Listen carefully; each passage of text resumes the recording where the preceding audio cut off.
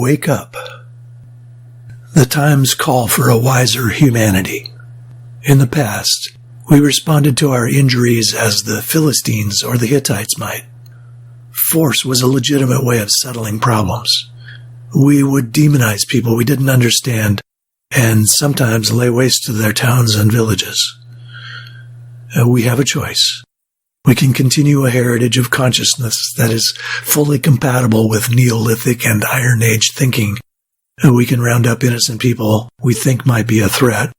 We can use our hate to fool us into thinking we are not afraid. Or we can grow up as a species and try something different. In 2020, we can communicate with people across the globe.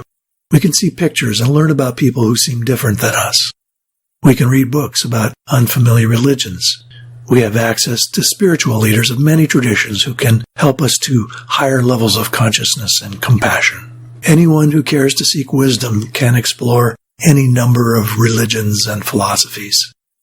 We can explore ourselves in psychotherapy and meditation. If we want to get to know people from different cultures, they're not hard to find. We have no need to close our hearts and minds to any part of humanity. In not too distant history, death camps, killing fields, and mass graves of ethnic cleansing showed the fruits of hatred, blind obedience, and fanaticism. We can and must elevate our minds and open our loving hearts.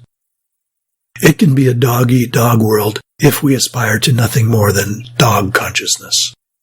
We can operate on the basis of an eye for an eye if we haven't progressed as a species since Hammurabi codified that law 4,000 years ago. Or we can take a step up on the ladder of moral development. Let's challenge ourselves to wake up, to be more conscious. We must be aware of our base emotions, our fears, aversions, and hatreds. To have a different and better world than our ancestors, we must recognize the prejudices we have inherited and root them out. To be strong, and that we must be, we need to be centered, grounded, and balanced in our hearts and minds. If the world is in for a great struggle, let that struggle not be just out there against someone else. Let us use the energy that is moving in us and in our society to make something different.